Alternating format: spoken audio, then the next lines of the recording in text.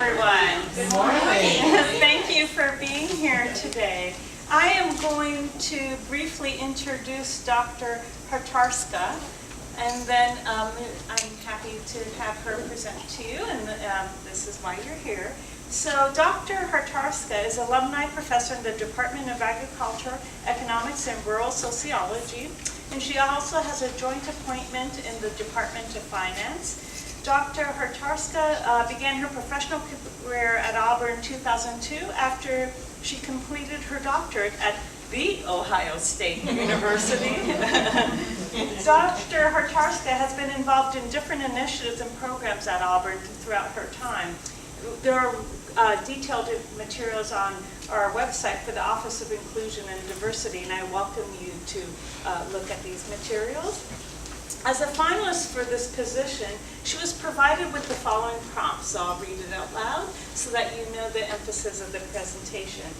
Women's initiatives, centers, and related programs at universities have evolved and matured over time. Women's initiatives and centers are important symbolically and are vital for the education, awareness, and support they offer on campuses nationally. Utilizing education, leadership, support, and success as key theme components describe an innovative, reimagined women's initiative strategy for Auburn by outlining key areas within an annual program of work, expounding on core programmatic offerings, and identifying critical constituencies. So please join me in welcoming Dr. Hartarska as we look forward to hearing her vision for this position. Thank you very much. I'm supposed to press a button. Is that, do you hear me now? Yes. That is good. Okay. Okay, so thank you first of all for coming here, taking time to attend my presentation. I have two goals with my presentation. The first one is to try to show you what we could do together within this position, but the second one is hopefully to provide you with some useful information that we all can use in our everyday advocacy that would help the advancement of women at Auburn. So I didn't know that I will be introduced, so I have a little bit about myself, but how I plan this presentation to go a little bit about my background. I would like to identify key constituencies and their needs. I want to talk a little bit about my programmatic approach and some interesting academic research that can be used and incorporated in programs. First of all, I would like to say that we are all here because we have shared belief in gender equality and also in the transformative power of education. I don't believe that any of us ever goes to a university unless we share some of these beliefs. We believe that we can do it, never mind that we are women, and we believe in education. I wouldn't be here if it wasn't for education. I grew up in a small place, and I'm only here because I had good education and I worked hard to achieve it. So I want now to give to the next generation. So I don't need to be behind the podium. My background, I'm an economist. That's how I define myself, and my area of expertise is in finance and development. And I've done within my research program, I've done two research areas that are really very relevant to this position. One of them is that I studied the links between efficiency and gender diversity in governance. And I studied that for an organization called microfinance institutions, and these institutions are not dissimilar to universities. They're very similar in the sense that they share the fact that we have to do outreach and we have to cover our costs. We have multiple objectives. If you go in the corporate world and follow that literature, all they do is return on investment. What's my return on investment? We're different. So these institutions also are non-profits and for-profits, just like universities, and it provides a lot of useful insight. Another important area of my research is impact evaluation, where I study how various government programs or initiatives, whether they help or not a certain purpose. I teach this class to PhD students, and I force them to do research and publish it, and I've been pretty successful in that. I publish my own methods that have been replicated on 3 continents. And I really believe that we need to do good evaluations, because I'm not a believer of programming for the sake of programming. I want to identify the problems and solve real problems that are going to make real difference. And if they do, that's great. If they don't, we need to know it and we need to move to something else. In addition to that, I have experience with grants. I brought over $1 million in grants for my discipline. And I need a break.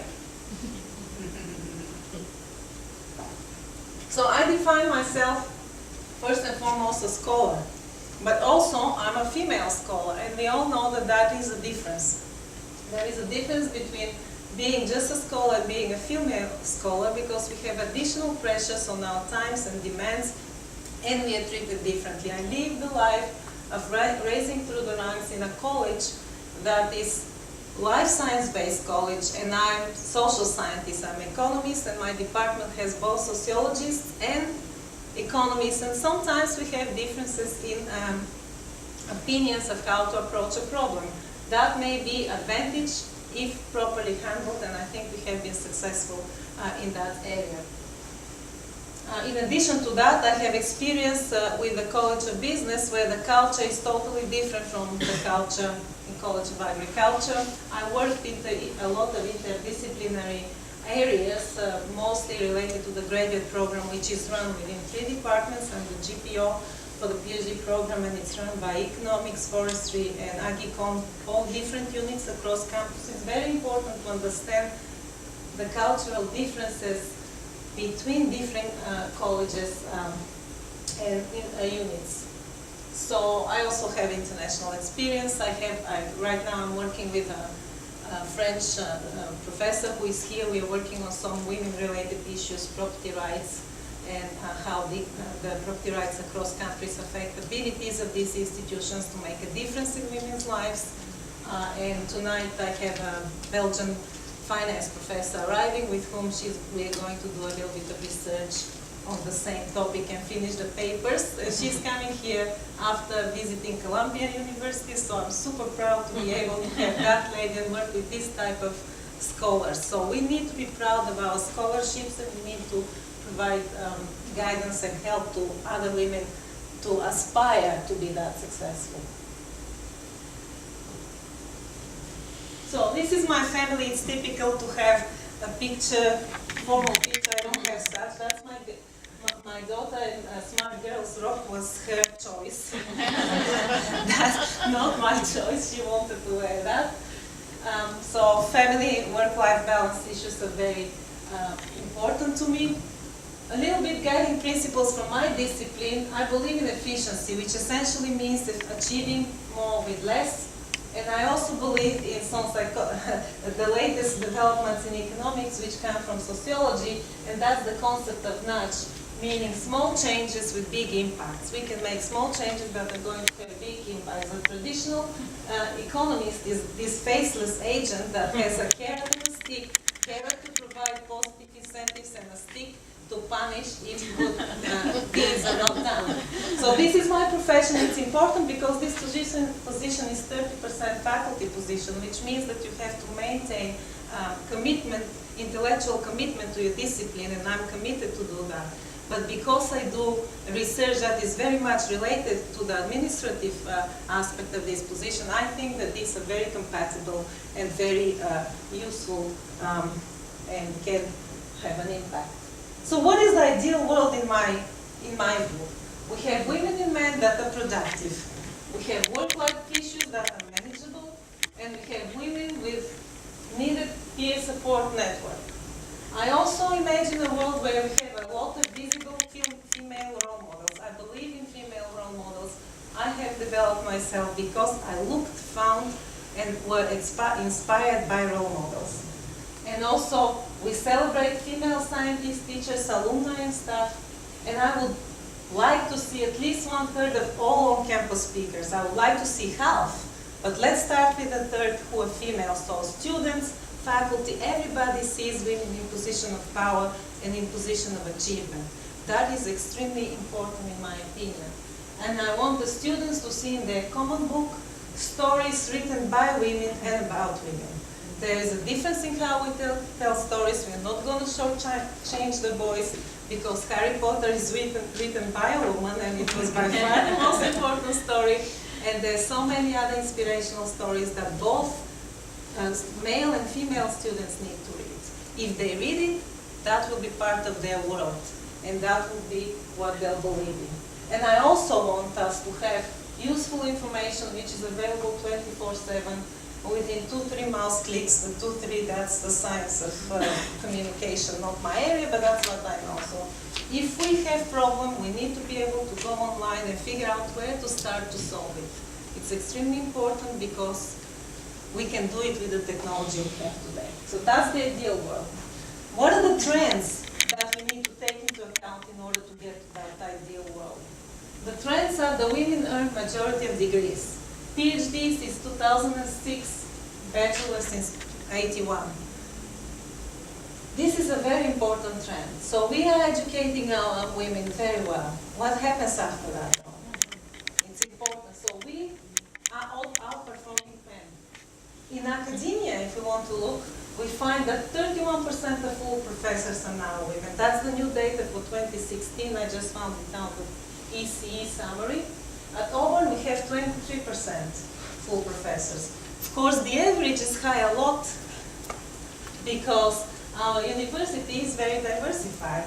We have 92% female faculty in nursing, 67% female faculty in education, 62, 67 was in human sciences, and 51 in liberal arts. At the same time, guess how many we have in engineering? 3. We have 9% female scientists. So we have 92 and 9. This is a very wide distribution which tells us that we're extremely diverse.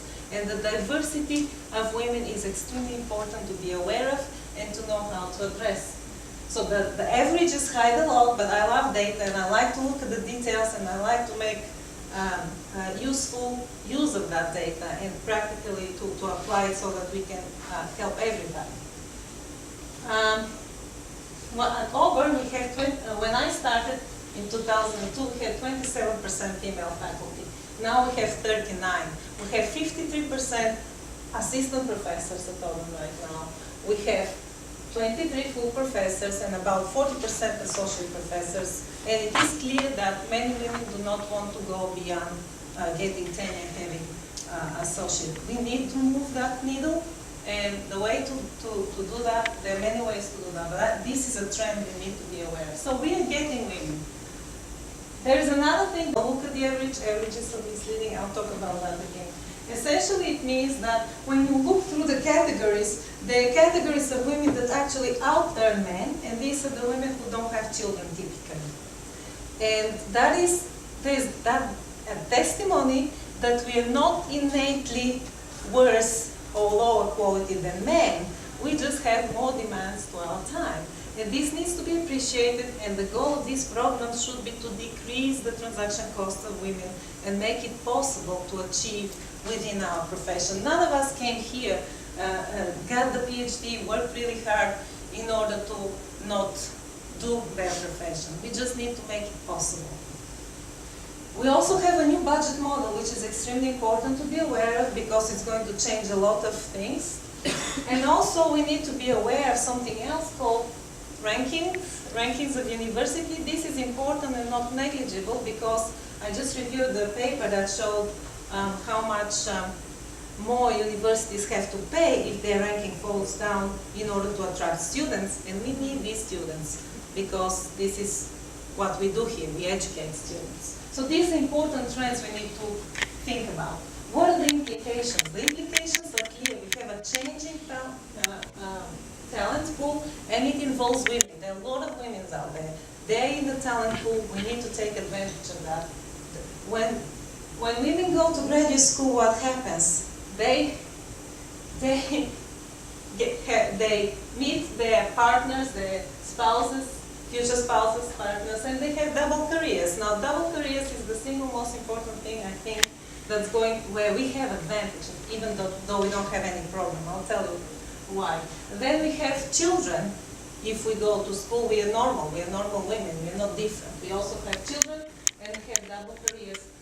And in addition to that, we need to pay more attention in the future of getting grants. How do you get grants? These are, given these tendencies, because of the new budget model, how do you fund your research in order to have good ranking, good research in some fields, especially male-dominated, you need to get grants. And of course, we have the very important and well-known program, Teaching Overloads for Women. That's in the Coach survey. You can find it out. Women complain about that. It's not in orange, but it's in yellow, which means that it is an issue, and will need to be addressed. And of course, we'll hear soon what's happening in the next one. So how do I see the Reimagine Women's initiatives? I see them as high impact and inspirational. I see them driven by scientific insights and enhanced by technology. And I see them efficient, which means low cost to university and to women. And I also see them, and that's very important, inclusive of men and embedded within all diversity initiatives that we have. They have to be part of the overall concept that we have for diversity. My key programmatic objectives will be to focus on enhancing productivity. Productivity is very important. We can make all arguments that we need to have women more on the faculty and help them because it's just fair and the right thing to do. But if we add to that women also improve the productivity of the institution, this is going to be extremely powerful. I'll tell you an example. A couple of years ago, we had a visit in our department by a female board of trustees. And I was just getting into some of these issues, so I made an argument for some of the problems that I saw, and I said, and that makes faculty very unhappy. And she looked at me and she said, why should faculty be happy? And that is a very good question. That is a very good question. It gives us an opportunity. It gives us an opportunity to show that we actually, if we are happier, we are also more productive. And when you sell the argument for productivity and show that productivity, and I have done that with the salary study, which is in my materials, and I'll talk about it, then it's very difficult that we will not, for somebody to not give us the resources we need and support that we need in order to succeed.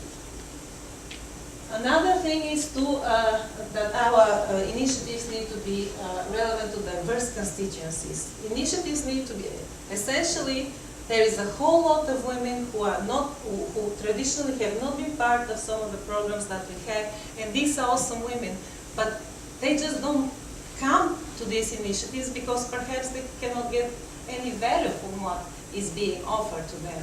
And I met them at all kinds of unrelated events, meetings with in the international related job. I also met them through graduate committees on which I served, and they're really accomplished, they're really wise. We need to use their wisdom as well. So whatever the initiatives we get engaged, they need to be relevant to diverse constituencies because we are so very different. I showed you 92 and 9%, very different. In addition to that, they have to be relevant to men. If we continue talking to each other only, we will achieve very little. The issues that we want to talk about have to be heard by men. We need to bring men into our conversations. Some of the aspects of being a woman in academia have costs, real costs. Monetary value.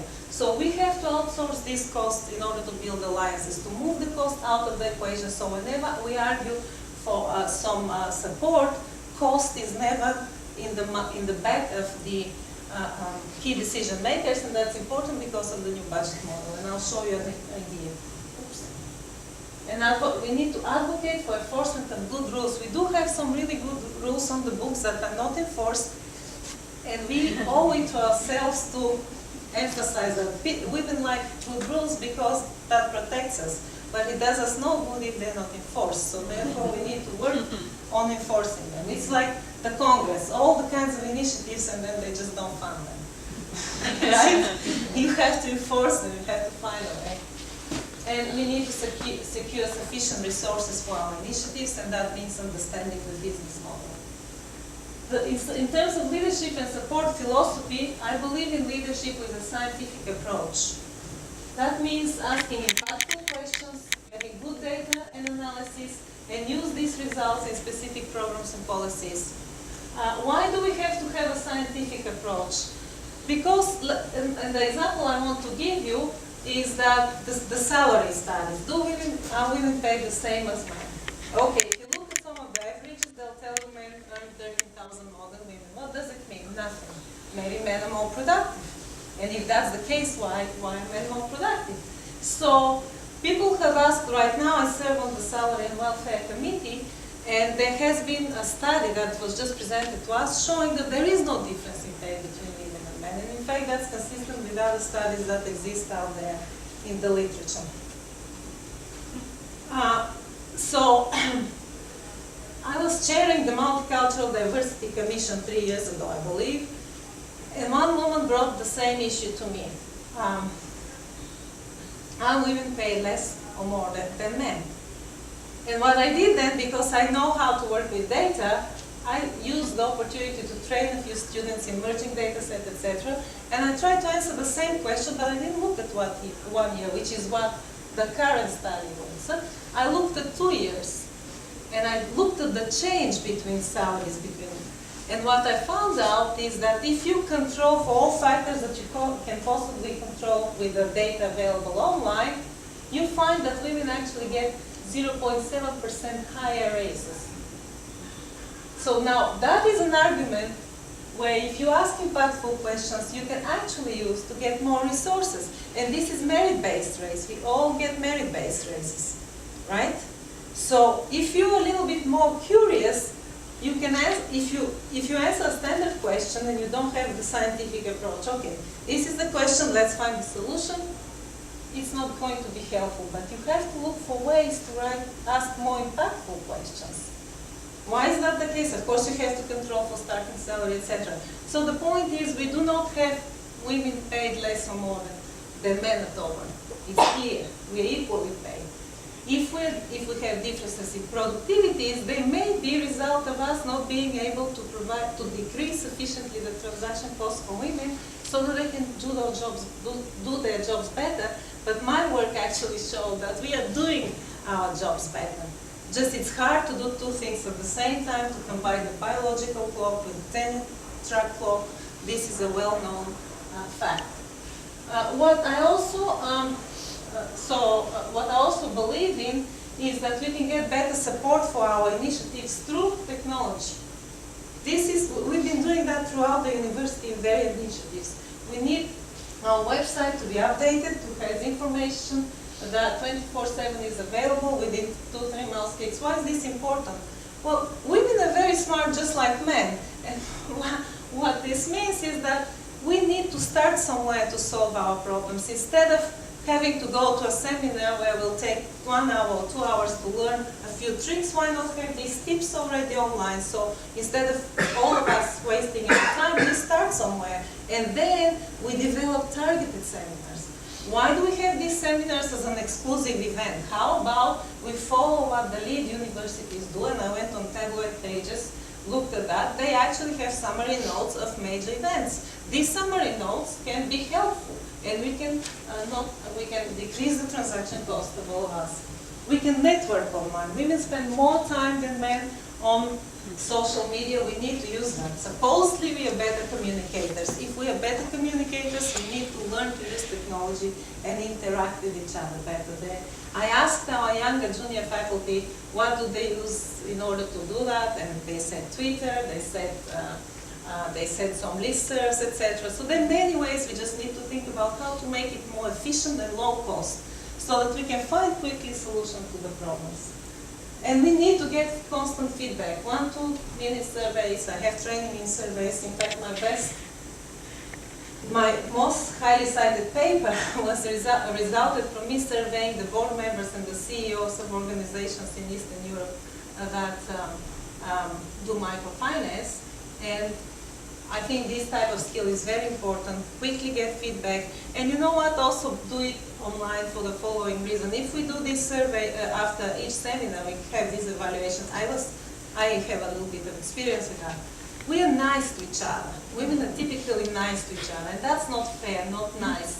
Not nice, not productive, because if you're more anonymous, you feel more open towards sharing what you really think about various initiatives. So therefore, if we make it more objective by providing opportunities for online feedback and anonymous feedback, we might get better feedback and be more efficient. Who are our key constituencies or stakeholders? I'll talk about female faculty, students, and then staff.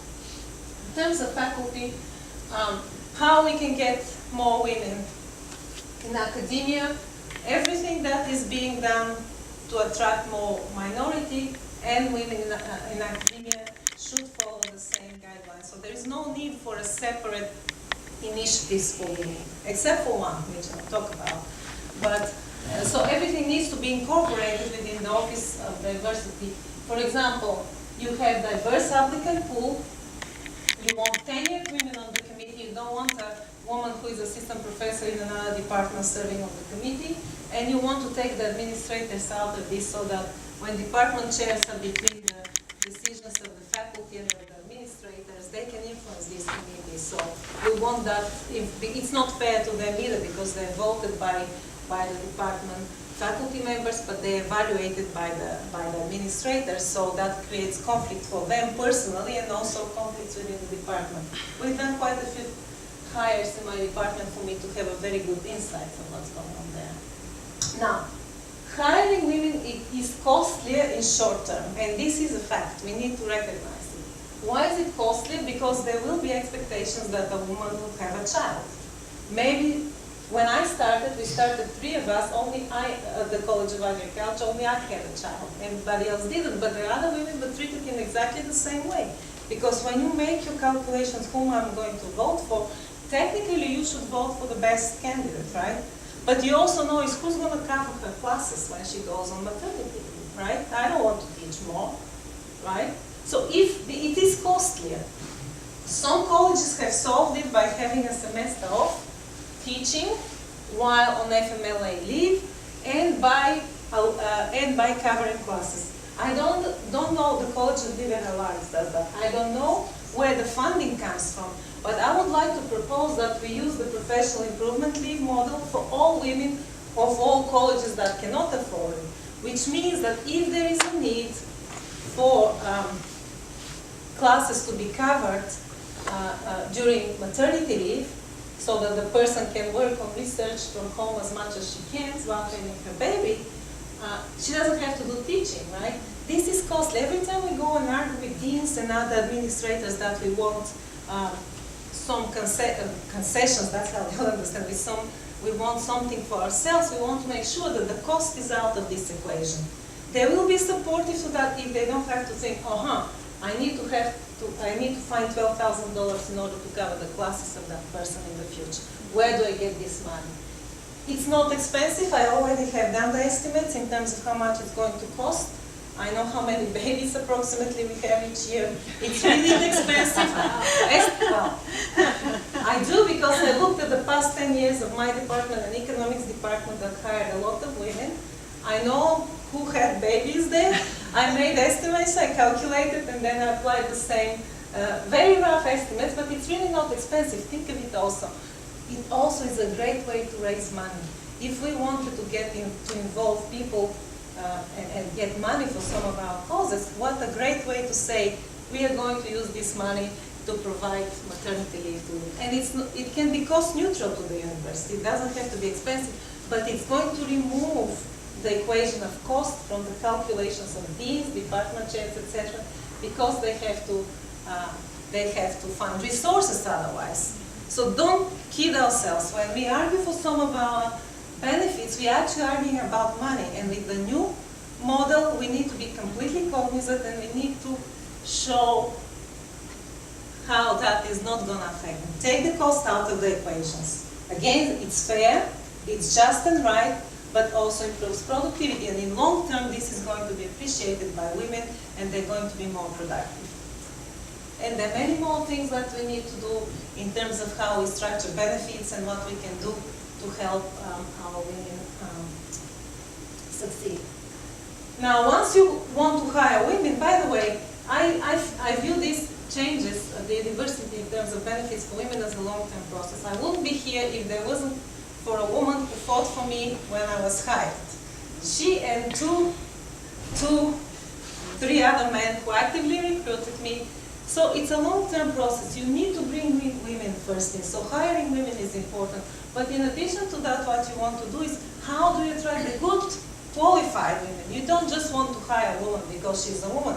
You want the best candidate because you want productivity, you want impactful articles, and you want to have good ranking at your university. You want to be part of a growing institution, or an institution that is where you're proud of. You don't want to go to a conference, people look at you and say, oh, but they turn ahead and start talking to somebody else.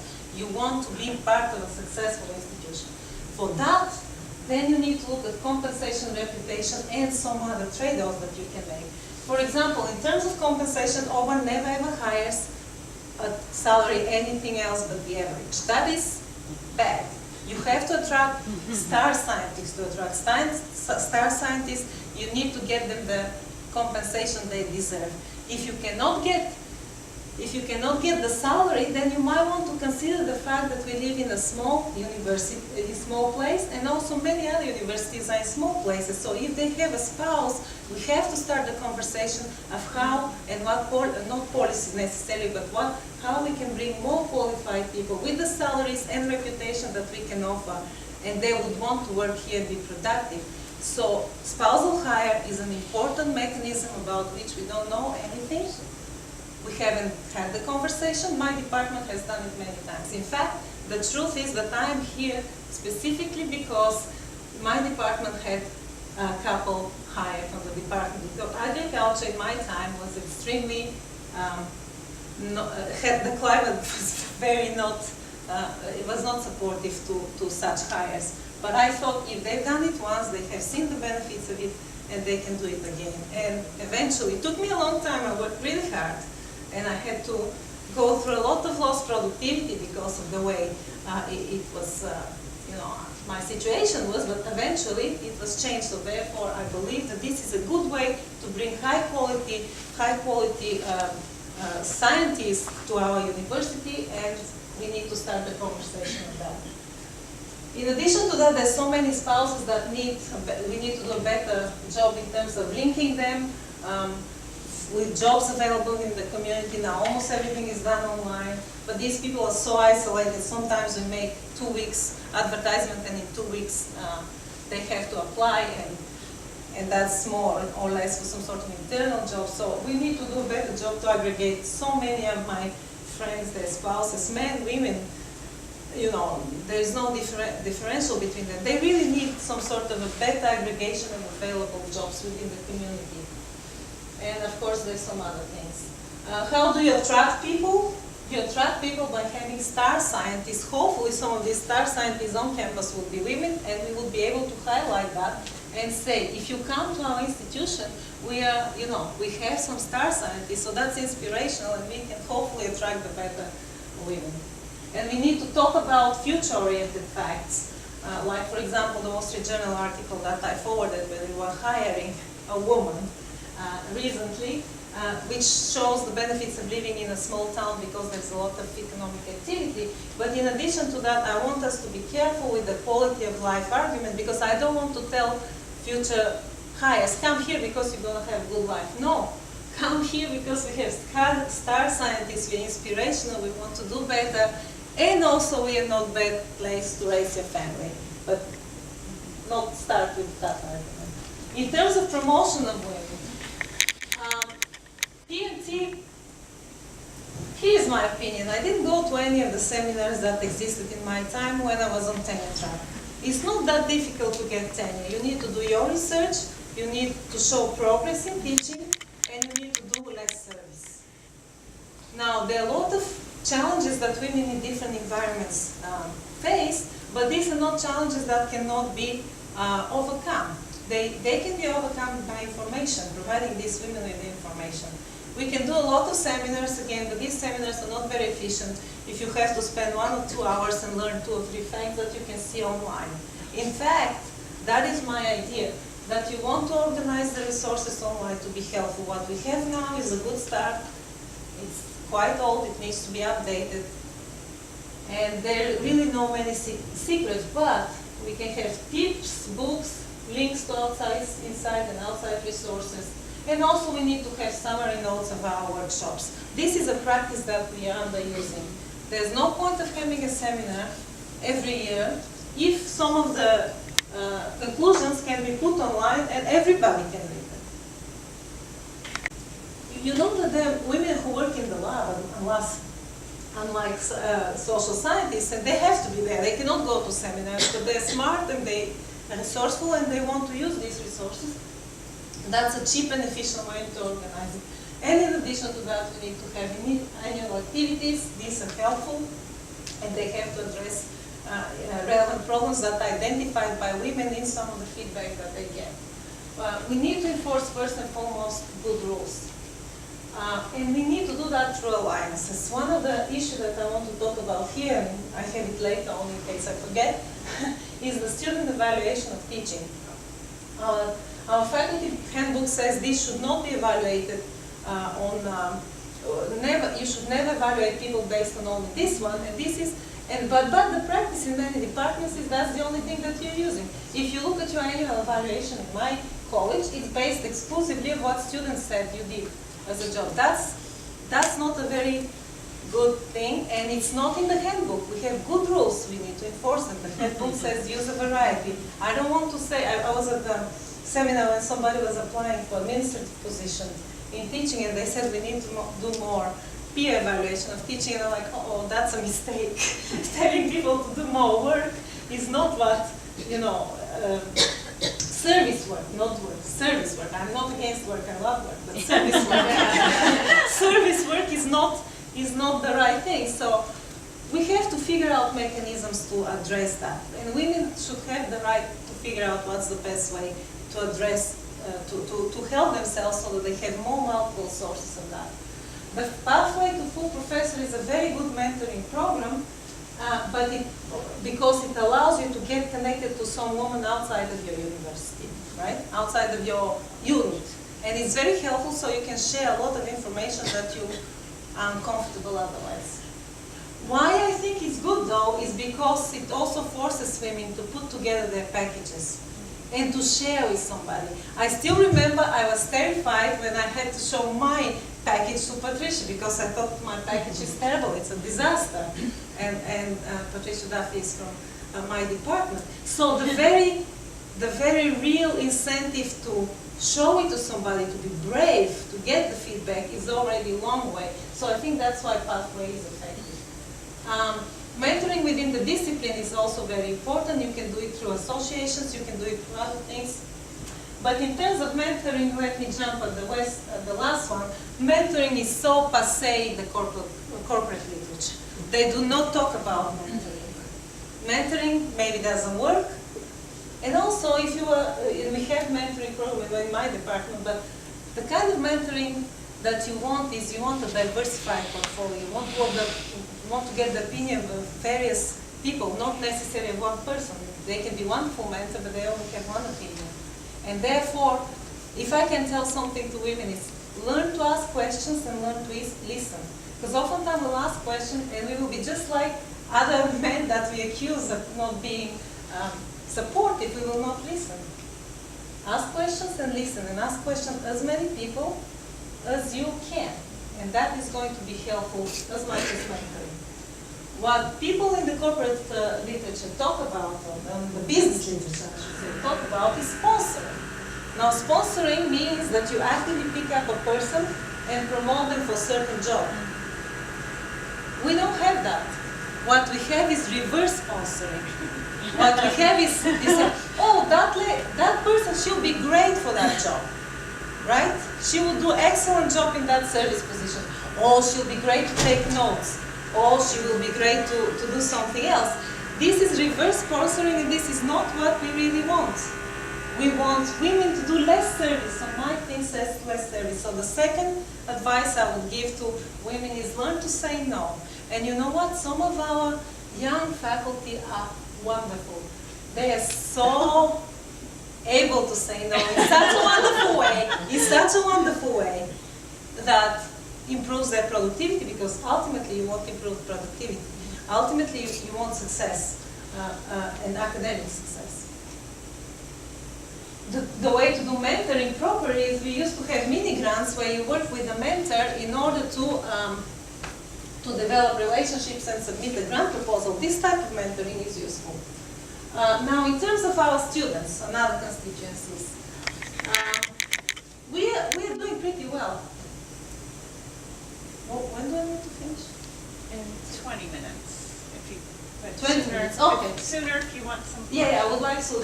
So I want to hear your questions. So in terms of students, we're doing really well. The 6-year graduation rates for women are 79, up from 70, 70 up from 76 for men. That's a well-known fact. Women graduate, but in addition to that, we do not have discrepancies in terms of women not graduating from where they started. The rates between male and female students are almost exactly the same, except in the College of Business and Science and Mathematics, but the difference is 1 or 2 percentages. So there is no difference, gender-related difference in terms of graduation rate. So all efforts that are going to be directed towards this are going to be helpful for both men and women. I think like Amanda, so the first thing that worries me about students is to educate them about the risks that they're going to face once they go to a university. And the risks are well known. They're mental health risks, they're also assault, harassment, and some other type of risks that are real. And they need to have access to information, and then within the university understand their structures now that are going to be very helpful. But they also need to be addressed to through our website at least, or through our mechanisms as well. We need to work together with other initiatives to address these very important issues. And in fact, some faculty at Auburn have done, 10 years ago, have done really interesting research showing some of the risks for our students for simple things like gain weight. Well, why is that important? Because it affects the girls' ability to do their studies and leads to a lot of problems. And in graduate studies, graduate schools, we deal often with depression and some other mental health issues. So these are not things we don't want to address, if for nothing else, just because they make productive students and faculty, and that's important. Now, what I think is very important and would like to work on is to elevate female role models. For students, that can be the common book, which can be written by and about women, as I already said. That's a very easy fix. We want to have mentoring by alumni networks for students. In the College of Agriculture, we have the Successful Women in Agriculture, and that is a very good program which pairs students with the successful women in agriculture. Role models are important because we're not going to change the society, and we shouldn't. We're here to do a certain job, and we need to do it best. In Birmingham, I met a nurse who was really one of the most helpful persons that I've met in that profession. And she said, you know, I have a degree from Auburn, and it's very nice decoration on my wall. It was very hard to get it, and it was very expensive, and it's a degree in engineering.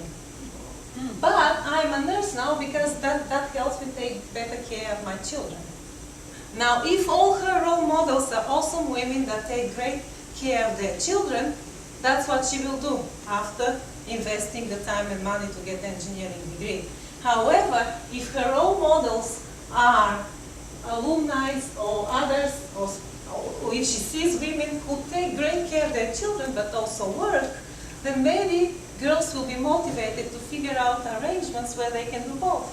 Because nobody invests so much time in their professional development and then has to quit and just essentially forget about these costs. So the role models are important in my opinion. We have to have existing speaker series with women. Everywhere across the university we have speaker series. There is no reason why we shouldn't insist on more women. I'm aiming for a third, ideally a half, because the distribution of successful people is so large that we should be able to identify both men and women. And of course they have to be accomplished and they have to be great, because we cannot have mediocre people to serve as inspirational models. I like the test that we have, and we need to involve students more. What is TEST? Together Embracing Successful Scholars. This was done at the initiative by you were involved in that initiative. Essentially, these are scholars at Auburn female scholars who was successful and inspirational model, hopefully, and they give presentation about their research. When I went to this one to give my talk, two scientists before me blew me away. One was talking about nanotechnology and the other was talking about how she uses tree and relates it to climate change studies. I didn't care then that they were women, but they were women and they were awesome. So we need to emphasize this because we have it on campus. We need to elevate it. And as I said, there's a whole group of women that are very accomplished.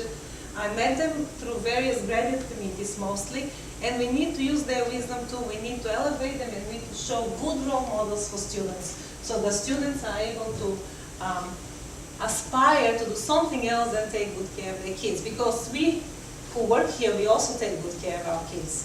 There is no doubt about that. I have some other things.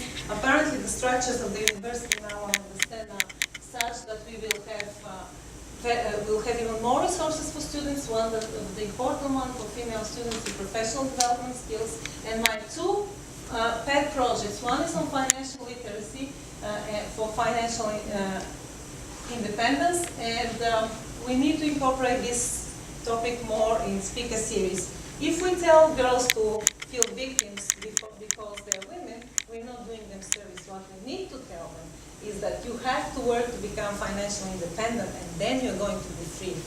Because nobody then can tell you what to do essentially, right? That's my philosophy and it's very powerful. Now the philanthropy board does a lot of wonderful things and has great speakers. We need to make sure that more girls come and hear. One of the most inspirational to me story was by a young woman who was telling how she was working as a model, and she was saying how she couldn't recognize herself on the pictures because that is not a real person. That is important. That's what I told my daughter. I'll keep telling her because, you know, we have the life as we have it, the structures. But we need to make sure that we do our best within the circumstances. In addition to that, it's very difficult to change. And one advice I also give to my daughter, if you think you're going to marry somebody, you're going to change him, forget it. You either accept the person as they are, or you find somebody else. So it is possible, but it's very difficult. However, it's much easier to change the mind of little boys and girls. So I want to encourage the College of Education to look at their syllabus and see if they are considering some of the research that exists on this topic in terms of how teachers treat little boys and girls. Again, I'm here because 15 years ago somebody made an effort to bring a woman, maybe the best candidate. Who knows? I hope I'm the best candidate. I hope I was the best candidate. But that's how change happens. It's a long-term change. So if boys and girls and the teachers are aware of how they treat, and these are the educators, very important. Okay, graduate and professional students, I'm going to skip this one. I'll just tell you that I'm GPO now, I've been on the graduate committee for a while. I know their problems. A girl now is having in 2 weeks a baby, so I understand their challenges. I understand, I have ideas how we can do that, but that has to be done within the discipline, has to be very specific to the discipline, and it has to be non-discriminatory towards everybody. You don't want to give any special advantages, but you also don't want to disadvantage them. So I skip the graduate students because I think a lot of what is applicable to them is applicable to faculty. And I'm going to tell you a few words about staffs. I actually surveyed some of my colleagues to ask them what's important to them. We need to get better information about what they need. We need to collaborate with HR. We need to do exit interview if we have a lot of staff over. We need to recognize excellence. Again, inspirational, motivational role models. Develop more annual awards. And we need to encourage use of benefits. For example, we have had people who got degrees while serving in our department, several of them, and we just accepted in our master's program somebody who is working at another department. So this is a good benefit. There's an idea that staff have come up with, which is to use a unused annual leave bank for emergency on illness. That's a good idea for staff that's not paid. Sometimes people don't use it because it's not paid. So if you create a bank, when people are sick and use it, that will be zero cost to the university and beneficial. And women get probably sick more often than men. I'm reminded myself because of virus that I had to deal with last week. Children get viruses, parents are sick all the time. Part of life. Nobody should have to pay the price that we go through that, but we do pay that price. We just have to recognize it. So, what can we do in order to actually take steps? We need to establish an advisory board. Advisory boards are very important aspect of doing good programming because they provide the opinion, diversity of opinion from all kinds of units, different perspectives, and I think that can help very much. I serve on advisory board on the global programs within the college and also another one within the Auburn Global. And I see how this is very helpful, could be very helpful for within this position because I see how people can be territorial sometimes on very many aspects, and I also see how you can identify overlaps and decrease costs. What we also need to do is map our initiative, clarify roles, funds, identify the role within the Office of Inclusion and Diversity, clarify the objectives and overlap within related rules. We want to do data-driven programming. I want to answer to use data in order to make real changes. And we need to make it compatible with the Office of Inclusion and Diversity and their needs. We already have college diversity plans which have been completed. We have the college data, and we have a lot of analysis of Office of Information institutional research, but I guess I'm really curious, so I don't always rely on this data. I want to look at more data, learn more insight. So I think we can use data better, we can do surveys, and we can do a lot of things to have programs that address real needs and address them fast and effectively and efficiently. And we need to find resources and outsource costs, as I told you, for something that's very specific. So in a nutshell, I want to ensure that programs are some sort of program continuity. The literature says that if you want to change culture, that's a disaster to happen, waiting to happen. So we need to work within the culture, slowly take the measures that are tolerable within the institutions and change, do whatever we need to do. So the initiatives that work, keep them. PNT committee and pathways with question and answers. Now, one thing I want to say is if we had a very nice panel where we talked about the experiences of women on PNT, that's great. But I think that more effective, it would have been more effective to actually have a bigger, inclusive session where we'll talk to PNT committees, university PNT committees, members, and include everybody. Again, if we continue talking to each other, we'll have small impact. We'll feel better. That's great. But if we talk to everybody and understand their perspective, then we'll be able to be more effective. Then the speaker series and workshops, and especially tests, which highlights scientists and accomplished scholars as opposed to just something fun, is very important. Existing awards, question and answer panels, but I want to make them more efficient. Very simple. Women are shy. We don't want to tell. I already forgot if I told you that. I'm sorry if I'm repeating myself, but we don't like to tell what we think. So to improve the formats, we can ask women to write their questions, and then the person who is doing the panel is going to read them and answer, even to the shyest people who never ask the question. Or we can ask them to send the questions in advance. New high-impact and efficient programming will be if we improve the online resources and links, improve feedback channels, use technology to network, advocate for women speakers in all AU speaker series, outsource costs in order to build alliances, enforce and update good rules. I have a whole list of here, the semester of teaching, scheduling of classes. I know a department that literally fell apart because there was inflexibility by the department chair of the scheduling of classes of new mothers. There were other reasons there, but that's how it started. The productivity, we need to address the issues with productivity while on FML leave, and we need to be careful about set rules and start the conversation of dual career. So let me tell you something that happens in research that we could use. Again, scientific approach. What do we know about women relative to men? More risk averse, less overconfident, averse to competition, unless we self, so we compete well with each other in the future. Useful things from top economic journals. Science is very hierarchical. I don't read feminist economics, I never will. I do review for them, because again, I believe that we have to get our causes to the top journals. Only then they will make a difference. So American Economic Review, what does it say? PNT committees. Women are not more supportive to other women applicants, but once a woman joins the committee, men become more demanding of female PNT applicants. So if we tell the engineering, get your women on the committee, what we're doing is we're decreasing the chances of future women getting attainment. Interesting result. April 2017. Publications. Article written by women are better written but take longer to publish because they get more scrutiny. What's the solution? Work with men, collaborate. Number one. Right? And you will get better ideas, not because you work with men, but because you work with other researchers with different perspectives. Women women in leadership positions create more friendlier atmosphere, and that is a very interesting research from Journal of Financial Economics, which is a pretty good journal, and it's a very clever.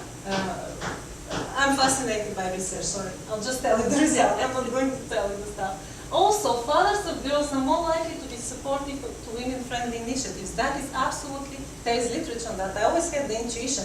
And I'll tell you why. My husband is raised by a very feminist woman and very supportive. Always supportive of me.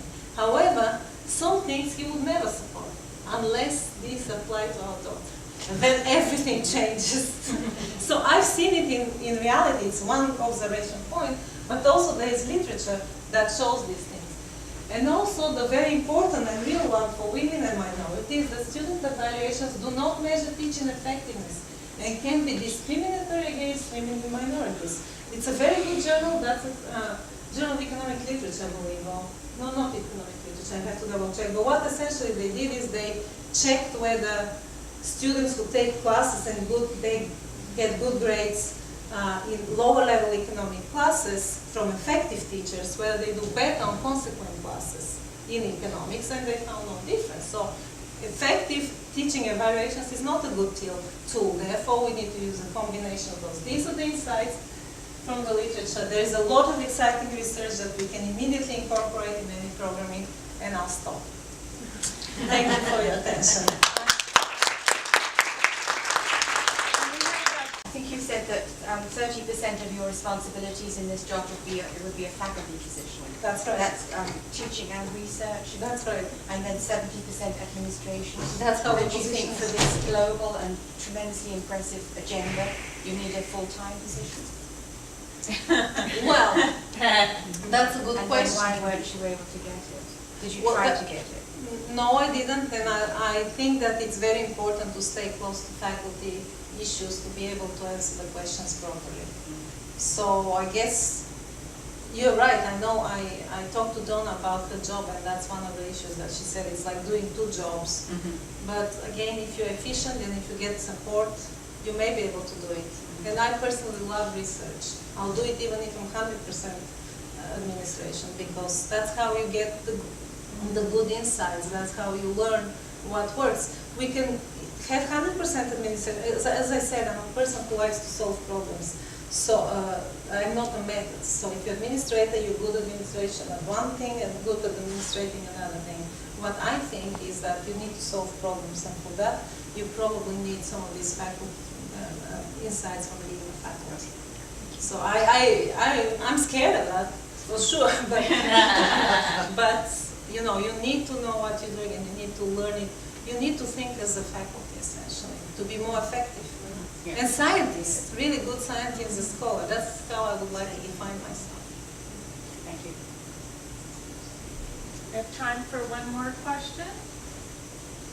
Yes? Valentina, there's a number of different offices and units in the university that work to focus on women's issues. How would your office connect to them and weave their programs together? Yes, that's a good question. You mean on college level? The overlaps on college level, on the At the university. university level, there's a number of different. Yes, but they're organized by colleges, that's the thing, like if you talk about the philanthropy board, well, that's a very challenging question, and they need to, first of all, the roles need to be clarified, we need to know what's going on, what are the objectives, decrease overlap, cut costs. It's a very difficult thing to do again, because people are territorial very much, but I think that if we work together, if I'm able to establish a good advisory board, and if there is of women who have more experience, because even the smartest person is not as smart as a group of people.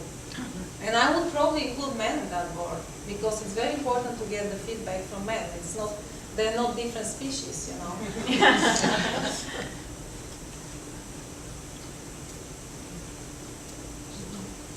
Any last lingering questions? You said it's not your job to change the culture, but I spent some time this morning going through old papers of the Women's Studies Program, the Women's Caucus, from 30, 40 years ago. We did change the culture at Auburn. We have pictures of the Raga Hubbers, which was an official organization, shockingly sexist. Absolutely. We protested those and we changed the culture. Yes, this is not what I meant. I meant that you cannot change the environment outside of the university. You cannot change the fact that that engineering degree lady decided to be a nurse. That type of culture is beyond our control. But within the university, all these things that I think of them as being able to work, maybe. Okay, well, thank you, everyone, and thank you, Dr. Hutchison. I was going to say, I've got and I don't want to leave without you being complete. I have the opportunity to spend time with her that others don't, and so I will save my questions. I wanted to make sure others ask all the questions that they wanted. Thank you. Any others? No?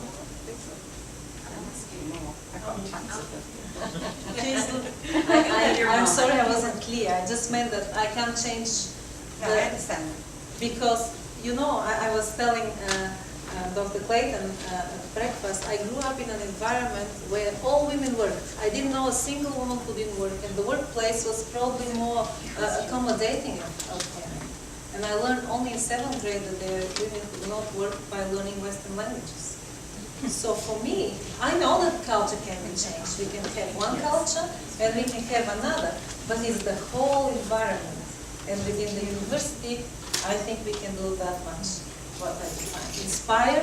Girls are very resourceful, they want to change themselves first, and then the culture. But it took 15 years to have, how many women do we have in the department now?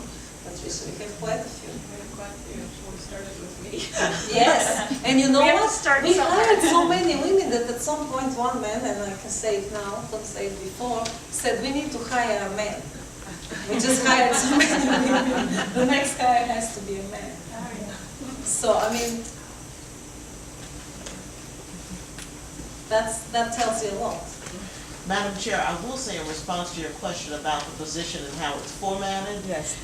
being faculty and administrative, it wasn't a matter of it not being able to be a 1.0 FTE.